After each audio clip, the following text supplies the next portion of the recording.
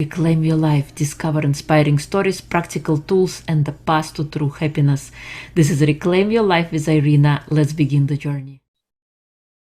Welcome to Reclaim Your Life with Irina. Today's guest is Kevin Gainey. Kevin is a high performance and business breakthrough coach who spent 10 years as a stay-at-home dad and homeschooling parent for 3 years. He has been co-parenting his 2 kids with his ex-wife for the past 5 years. Welcome, Kevin. It is a pleasure to have you. Yeah, Irina, I'm glad to be here and glad to share some things and go over some of the different things that I've discovered along my path. Yes. So please share with us, who is Kevin? Oh, wow. He is multifaceted. How about that? That's always the easy answer. Yes. I have traditionally been one of those people who is kind of all over the map when it comes to what I think I want to do, what I want to be when I grow up. Sometimes I still don't know the answer. The things I've tried, the things that I've succeeded at or failed at, they're all over the map. But most of my time now is spent, my kids are older. So at 17 and 19, I do have a little more freedom than I did when I was a stay-at-home dad and a homeschooler, to be able to focus more on my coaching and some of the business stuff that I do. But I am I guess the main thing is that I do try my best to make sure that I am intentional about what I'm doing. And sometimes that's been the biggest growth thing, because I used to be very reactionary. So it's been interesting to see how my life has changed since I made that being intentional a greater focus of my time and my commitments. Yeah, totally. I think it changes the whole perspective once you approach it that way. It does. You don't get away with this much. Yeah, now like I'm doing this now. Yep. What makes you happy? Oh, wow. I have to say, I can't say that I miss my days as a stay-at-home dad, because one of the lessons I've learned is that no matter what stage of life you're in, is to enjoy it. But getting to the point where I have a 19-year-old and seeing some of the, those lessons and things I had to say, what felt like every day a million times, to see that they're sticking, and there's actually, you start to see a little bit of your impact on your kids as they get older. And so just spending time with them, we travel a lot now, and seeing the type of people that they have become. And then probably the other thing that makes me the happiest is when I am coaching with someone and they have a light bulb moment where they realize something for the first time, and they are like, oh crap, I don't have to do it the way I've always done it. There are options for me. To see somebody come up to that realization, to kind of lead them to that, is probably one of the things I enjoy the most in working with people. And for my personal, just everyday conversations. It doesn't even have to be a coaching engagement, but yeah. Yeah, I love it. What makes you smile? Oh, wow. I don't know. This is the first thing that popped into my head, so I'm gonna say it. Okay. I'm in North Carolina in the United States, in the Research Triangle Park area.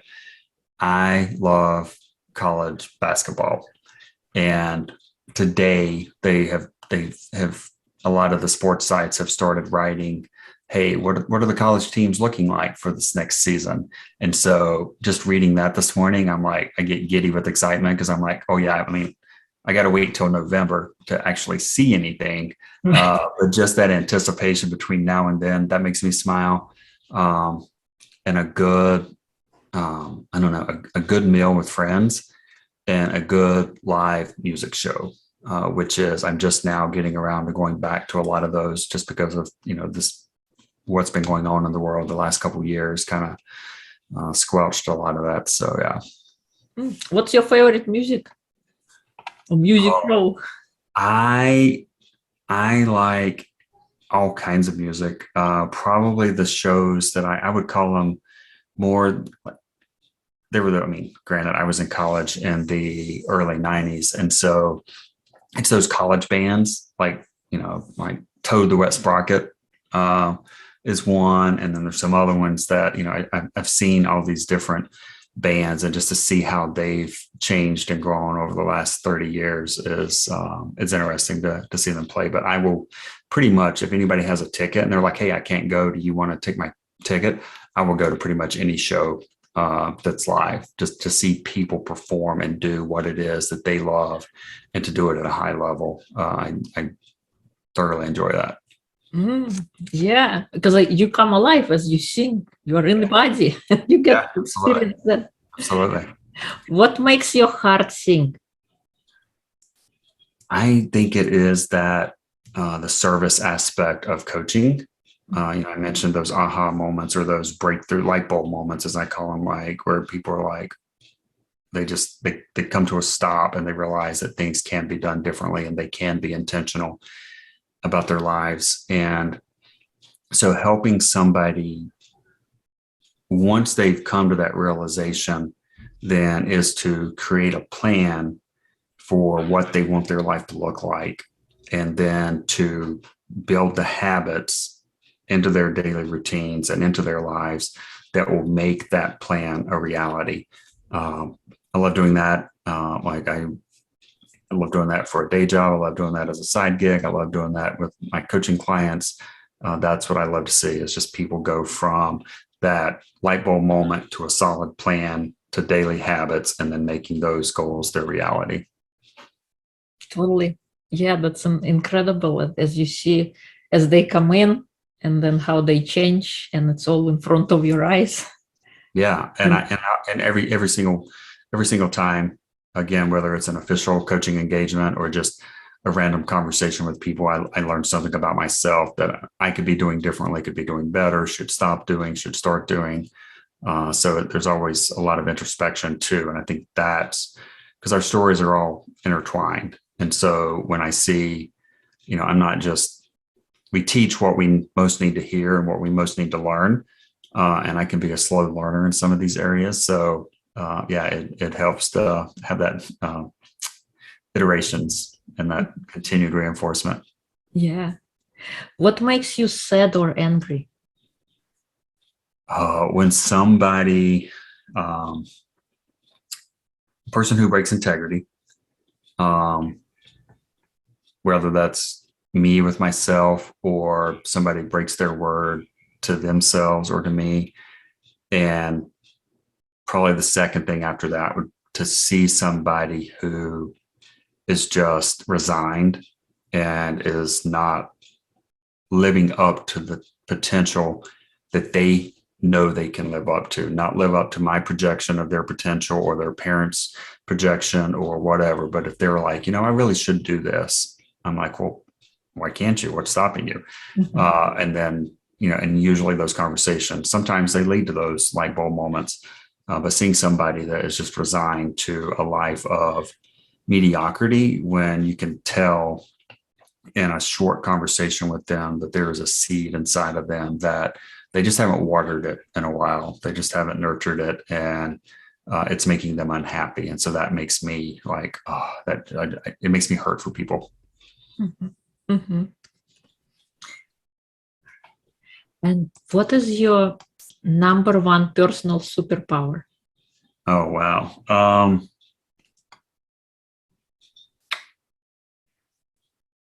I think for me, it is being able to, I used to think it was being able to try to do everything.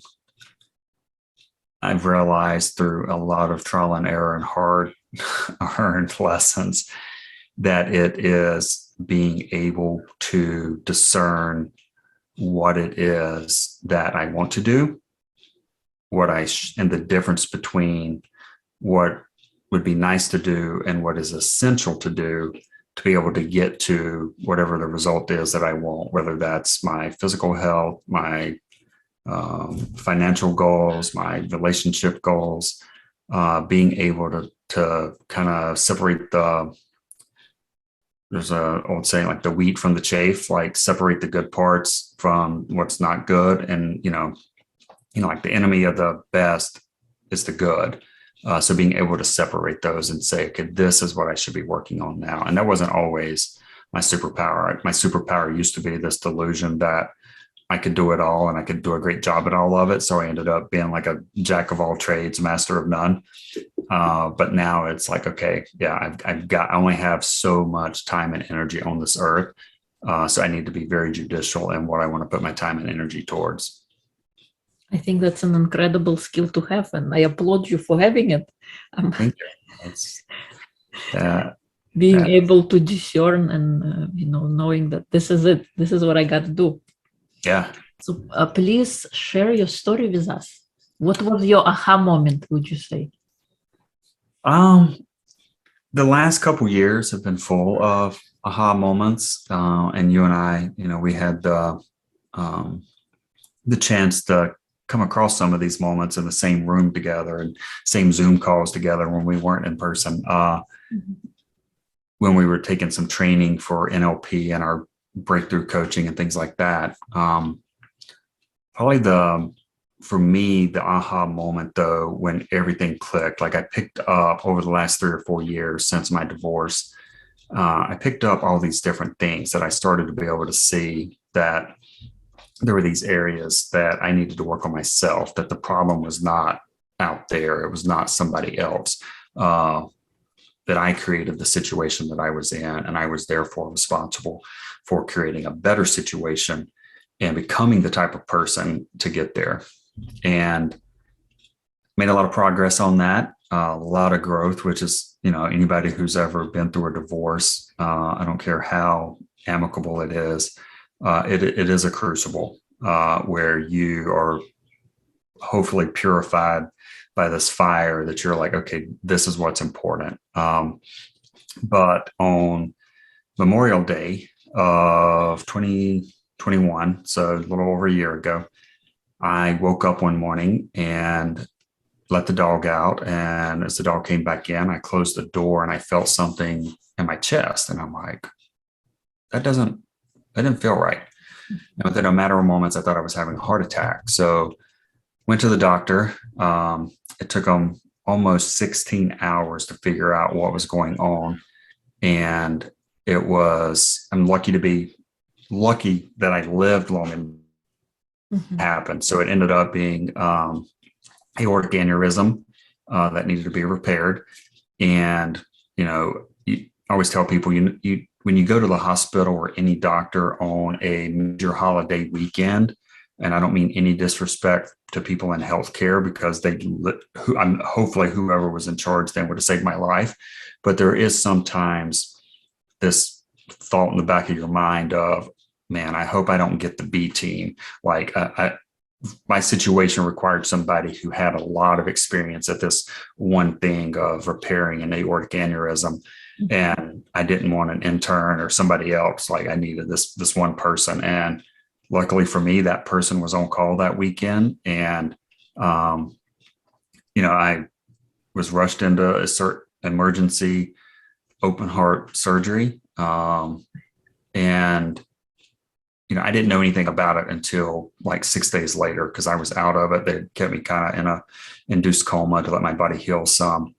But as I later came to and I learned what had happened, I was like, oh, wow, I'm lucky to be alive. And the stories kept coming in because while I was in the operating room, I was safe behind locked doors. Pretty much everybody in my family, my kids, my ex-wife, my girlfriend, and some of our other close friends were all in the waiting room. Well, there was an announcement that there was an active shooter in the emergency room, and we were kind of right outside of the emergency room. And it was like a tense 30 to 45 minutes where the communication from the hospital could have been better. They didn't really let everybody know that there was an all clear. And at one point, my family thought the shooter was coming after them because somebody was trying to get into the room they had barricaded themselves in. And so I realized, I'm like, one, I'm lucky to be alive. Two, my world could have ended up very differently, even if I had survived and wake up and everybody that I love and respect had been affected by something seemingly random. And I had 6 weeks of recovery where I couldn't do anything. And during that 6 weeks, I spent a lot of time journaling. I spent a lot of time sleeping, first of all, and taking pain pills to deal with the surgery, because that's major surgery. But I spent my time and I was like, I've got to get even better at being intentional about who I want to become. And I had started several months before I had the surgery, kind of going down this road of being the beingness coach. I want people to ask that simple question: who am I being? Who am I being in this moment? Who am I being in the next moment? Who do I need to be as a guest on this podcast? Who do I need to be for my kids? Who do I need to be for my family? And I had so much time to just sit and think about that. And that is one, it's a luxury that most of us don't get to have. Obviously, this is not the way that you would want to go about it, is having major surgery and being knocked out of commission for a while. But that brought it to the forefront of my mind that I've got to be really clear about what my gifts are, who can I serve, how can I best serve them, and more importantly, what are all the things I just need to let go of? Like there were inner circle groups I was in that I just was like, hey guys, my priorities have changed. I can't do this anymore. I tried to, I kept my commitments, or either I renegotiated those commitments. So I think we have to do that in a healthy way when we are making these changes in our lives. Like I didn't want to leave anybody in a lurch or leave anybody hanging. So I kept my commitments, but I definitely was a lot more selective, and everything from what I watch to what I read to the food that I eat to what I allow to fill my mind up and the type of person that I want to become, because my relationships now meant a lot more to me. And when you I also have I have multiple sclerosis, so MS. So seeing the impact of my kids thinking that they were sending me into surgery and they would never see me again. Like for them, it wasn't like a lot of kids, the realization in those moments is like, oh my God, I could lose my parent. For my kids, they've had that fear for almost 9 years now. Like I could lose my dad at any time. And in their mind, it was, this might actually be the moment. So working with them to go through that and kind of change the story in their head so that it could be more of like, who are they being?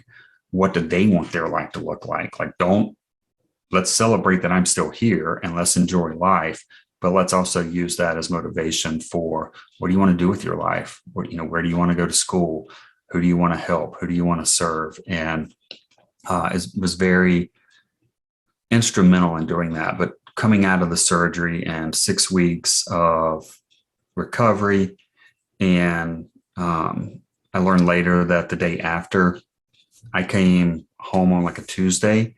The next Wednesday, my mom, who lives about 2 hours away, she went to the emergency room where she lives, thought she was having a stroke. It ended up being a glioblastoma brain tumor, which is, if you know anything about those, if you're ever diagnosed with a brain tumor, that's the one you don't want. You don't want any of them, but that's definitely the one you don't want. It's very aggressive.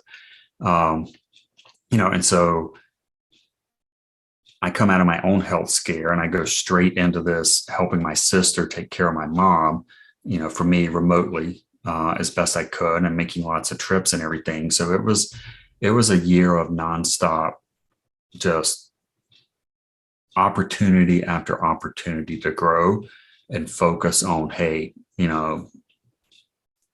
I've got to make the most of these relationships. I'm getting a chance to repair relationships. I'm getting a chance to make these relationships sweeter and more meaningful for me and for the other people. And so it's been a crazy 16 months, but I wouldn't I mean, if I could just have read a book and learned it, I don't think it would have landed as well.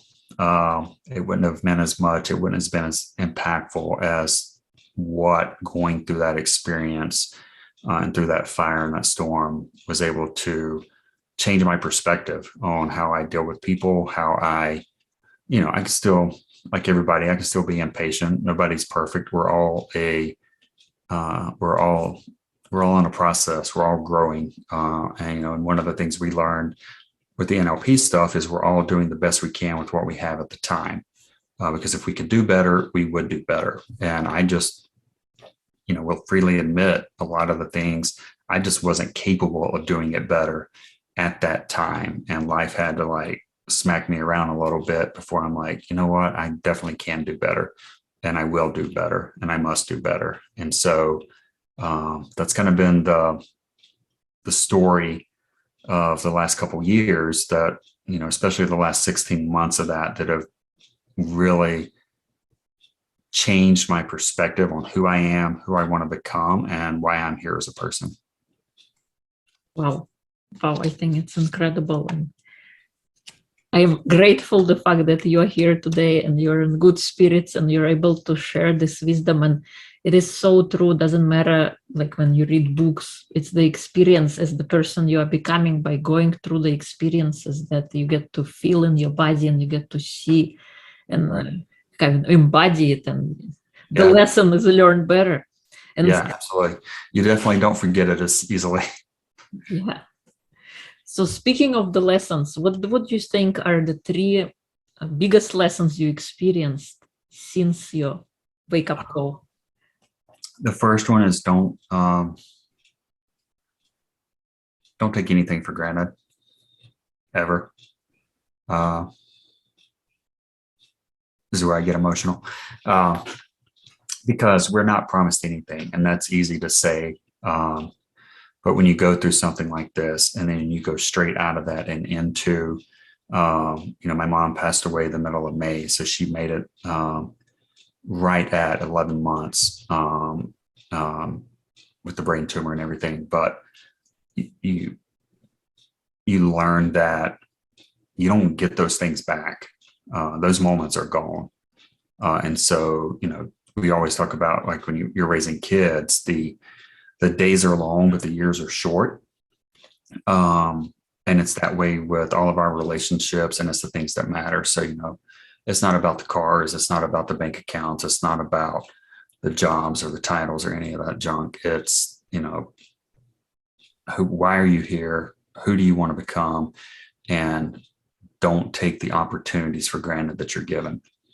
That's the biggest lesson for me. The second one is one that I think I really did have to get knocked around a little bit to kind of come to terms with, is that it's 100% responsibility for my life, that I am who I am right now based on the decisions, the words, the actions, and the intentions that I have had up to this point in my life. And I am 100% responsible for that. Now, there's all kinds of philosophical arguments and energy arguments and all kinds of things that, people will be like, well, I'm not 100% responsible. I can't control X. I can't control Y, but I'm always responsible for my reaction.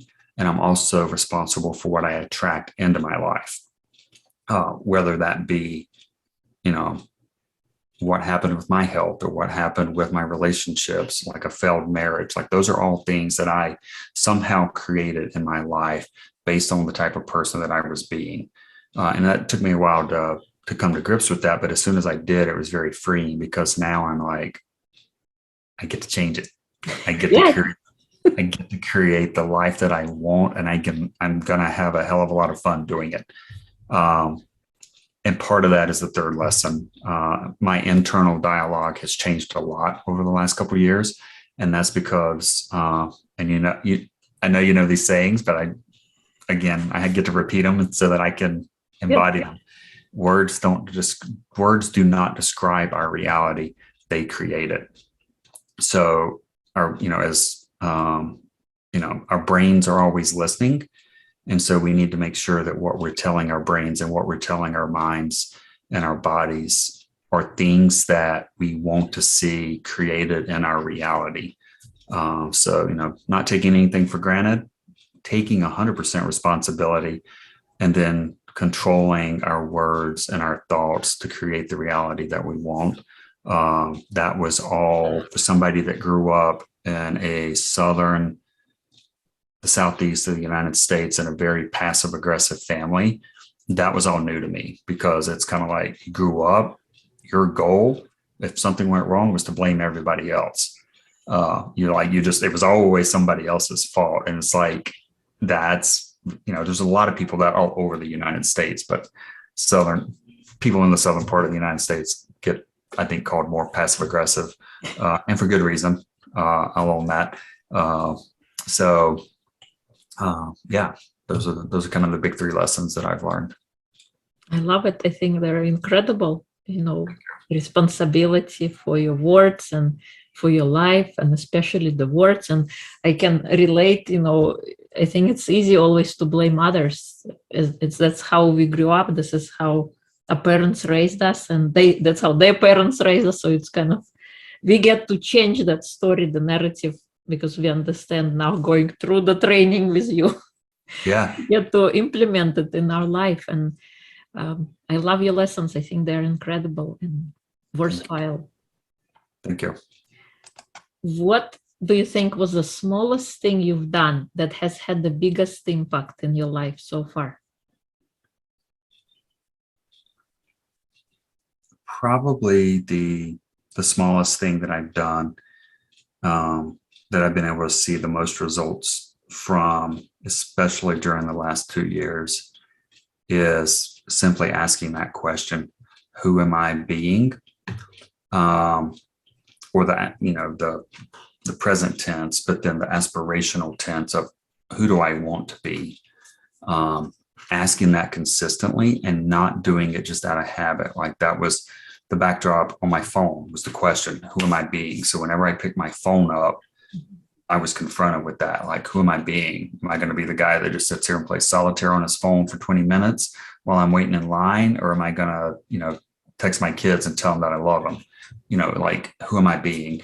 I think that consistently asking that, and then, the intention is key, but the action, I think, is following through with that to become that type of person and creating habits, and not trying to do too much at one time. Just like, hey, let's make this one thing a habit, and then let's move on to the next one. And you get that compound effect. That's probably been the biggest thing that has made a difference, especially in the last couple of years, in helping me internalize all of these lessons that I've been learning. I love it. I love this, who you are being. It's so simple, yet so profound. At every moment, we get to ask this question. When we get reactive, when we get triggered, before we respond, we just ask this simple question: who am I being? Who do I want to be in this moment? And respond like that. Yeah, absolutely. And I've had some people ask me, they're like, well, isn't that just fake it until you make it? And I always say that's a question of intent. If your intent is to fake it, and that's the word you're using because that's what you're telling your brain, then that's what you're doing. You actually are faking it. You're not embodying it. You're not being that type of person, whether we're having a hard conversation with our kids or our partner, or, trying to serve somebody in a coaching capacity.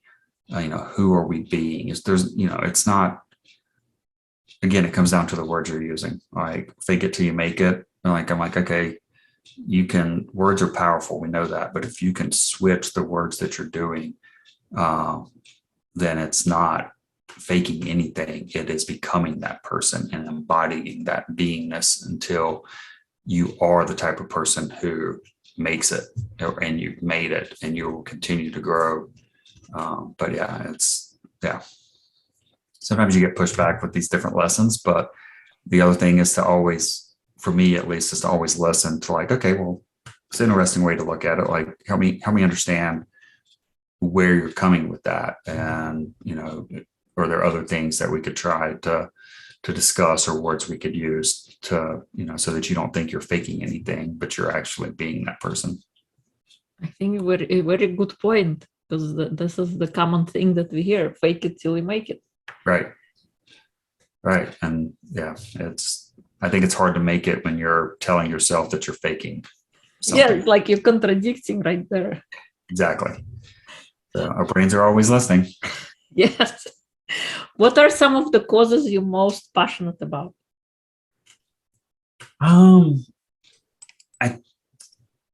Or one cause? Yeah, no, there's I think the cause that, like, I am not a very political person. I think the causes that I feel the most, that I have been investing more and more time in, and I'm still in a learning phase because I want to know how I can make an impact, is the causes around, I mentioned a book called Stolen Focus that talks about what are some of the things going on in the world that are consistently stealing our focus as a group of people, around the world, but especially here in America and in Europe. But it's kind of like, are there things there that we need to be doing at different levels that will impact our ability to focus? We always hear that Albert Einstein quote about, or I say that, I assume it's Albert Einstein. I should probably look that up. Our problems cannot be solved at the same level that we were at when we created those problems. And the types of problems that we as a world are facing now, whether it's the environment, the climate, healthcare issues, disparity in resources and resource allocation, financials, all of those things. To be able to solve a lot of those problems, we're going to need some people that know how to focus and can think through something without their phone going off or without their attention being hijacked. Like, it's going to take a different level of thinking to solve those problems than what it was that, as collectively as a society, that we were at when we created those problems. So, I've been doing a lot of reading and research, and I'm kind of like, it's hard not to get overwhelmed because it's so big. So I focus more on, okay, is there something out there I can support? And what's a healthy way for me to do that and have an impact? But then I always come back to, the number one thing I can do is to help one person at a time improve their focus and their impact and who they are being, whether that's through conversations, writings, coaching, anything like that. So it's kind of from that, that individual all the way up to a global scale, just getting past the individual and trying to find something. And again, I get passionate about a lot of those things, but the passion isn't what's going to make a difference in this world. It's the focused execution of those ideas and the consistent discipline to work towards those problems that will yield solutions, hopefully. I love that you concentrate just on one person and helping them getting focused and being present. Right. And usually that ripple effect. Usually that one person is me. Because if I'm not doing it, then I can't help somebody else. So I guess it starts with me, and then I can help the next person and hopefully teach and coach and help them impact more people. Because, I think the work that we do is important because it doesn't just impact who we're working with. It impacts their families. It impacts the people in their communities. It impacts their organizations and their businesses. And I think that's that ripple effect that we have no idea how far out those ripples go. Yeah. What is something you're excited about in your life right now? Oh, man. I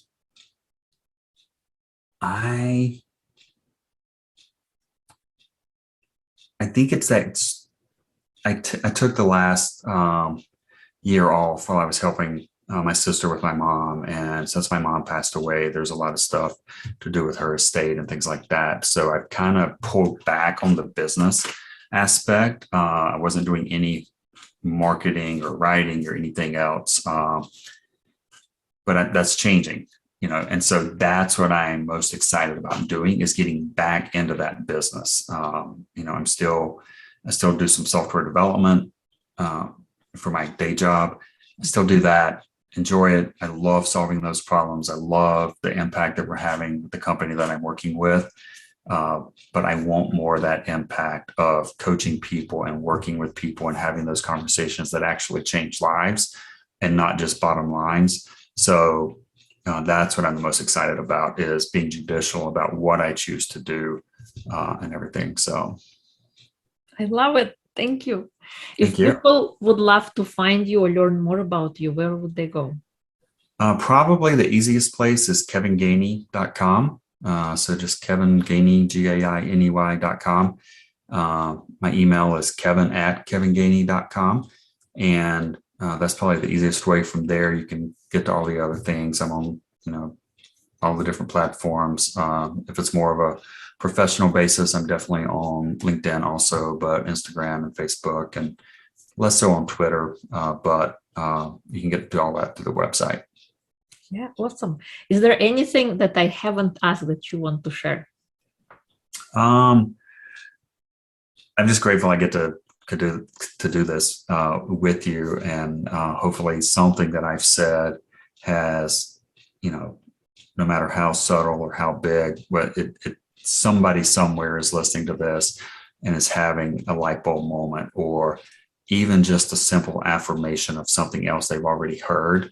If I've repeated it and that helps it land with them so that they can make those changes in their lives and be that ripple in their community and as a person and all of that, I'm just grateful to have that opportunity and have that time, to speak with everyone, and also to work with you, of course. But again, I'll just say my number one lesson: don't take anything for granted.